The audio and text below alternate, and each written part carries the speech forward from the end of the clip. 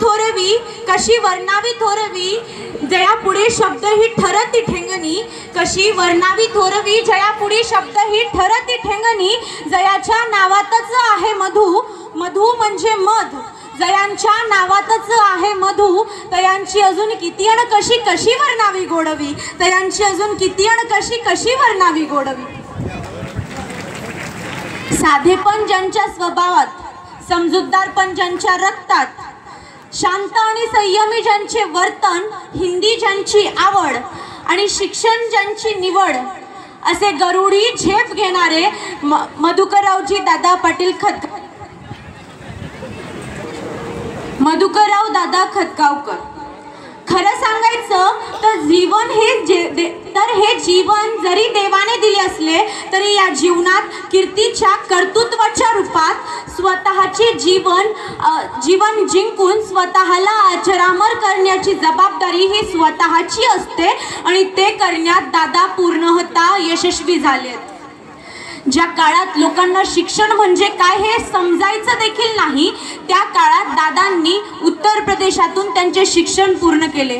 कांगडी कुरुक्षेत्र येथे दादांचे शिक्षण पूर्ण झाले. त्यानंतर त्यांनी उत्तर प्रदेशातील मेरठ इथून पदवी संपादन केली आणि त्याच्यानंतरही दादांनी त्यांचे कायद्याचे शिक्षण 1963 साली पुणे येथून पूर्ण केले. अहो, दादांबद्दल काय सांगायचं. दादा म्हणजे अगदी त्यांच्या नावासारखेच मधु, अगदीच मधाप्रमाणे, जे गुणकारही फार आणि गोडही फार. खरं तर दादा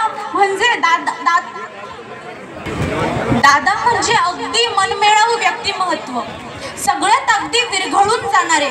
कवी कुसुमाग्रज म्हणतात, शिकविती व्याकरणे शिकविती भाषणे, शिकविती व्याकरणे शिकविती भाषणे, शिकविती रेखा भूमिती गणिते, शिकविती रेखा भूमिती गणिते, पण माणूस होणे म्हणजे काय याचे शिक्षण देतच नाहीत शाळेत. शिकविती भाषणे शिकविती व्याकरणे शिकविती रेखा भूमिती गणिते, पण माणूस म्हणजे काय याचे शिक्षण देतच नाहीत शाळेत. शिकविती वंश शिकविती इतिहास, शिकविती वंश शिकविती इतिहास, पण माणूस म्हणजे काय याचे धडे देतच नाहीत शाळेत. शिकविती भूमिती शिकविती गणिते, पण माणूस म्हणजे काय याचे शिक्षण देतच नाहीत शाळेत. दिशा दाखविती मग सोडून देती, दिशा दाखविती मग सोडून देती, स्वप्नांची अद्भुत गंमत शिकवती, पण माणूस होणे म्हणजे काय याचे शिक्षण देतच नाहीत शाळेत. आणि जेव्हा असंच माणूस म्हणजे काय याचे शिक्षण देण्यासाठी शाळा सज्ज नसते ना, तेव्हा दादांसारख्या व्यक्तिमत्वाकडे पाहून समजायला लागतं की माणूस नेमका काय असतो आणि कसा असतो.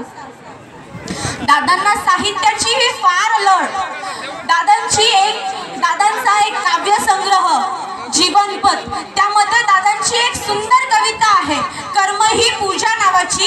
त्यातले 1-2 कडवं मी तुम्हाला सांगते. दादा म्हणतात, कर्म ही एक पूजा है, कर्म ही पूजा है, कर्म ही धर्म है, कर्म ही पूजा है, राम यह हराम है, काम में ही राम है, काम में ही राम है, स्वकर्म यही स्वधर्म आचरण है, स्वधर्म यही स्वकर्म आचरण है, और स्वकर्म के लिए हम सदा सदा समर्पित है.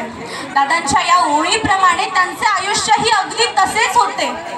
दादा त्यांच्या आयुष्यात कर्माला सगळं काही मानून चालत असायचे. दादांनी त्यांचं अगदी सहज साधं सोपं आयुष्य जगलं. हो, माझे मोठे आबासाहेब सांगतात, दादांना ताक फार आवडायचे. म्हणजेच साधं मिरची ठेचा भाकर ताक आणि हरभऱ्याची भाजी, इतकं साधं आणि सरळ दादांचं आयुष्य. दादा आणि भास्करराव दादा यांच्याबद्दल बोलायचा तर विषयच नाही. त्यांची जोडी म्हणजे अगदी राम लक्ष्मणासारखी. मधुकर दादा शांत समजूतदार आणि भास्करराव दादा लक्ष्मणासारखी आक्रमक फार. त्यांची जी जोडी होती ती अतिशय खूप गोड होती. आणि त्यानंतर न त्यांच्या जीवनातील किंवा त्यांच्या आयुष्यातील कोणतेही निर्णय असो ते नेहमी एकमेकांशी सल्ला मसलत करून घ्यायचे. खरं सांगायचं तर दादांबद्दल बोलायला इथे खूप वेळ आहे, पण मला थोडक्या शब्दात आवरावं लागतं. पण मी एक शायरी म्हणू इच्छिते. कि कहते हैं सांसें नब्ज नब्ज जिंदा रहने की निशानी है, कहते हैं सांसें नब्ज नब्ज जिंदा रहने की निशानी है।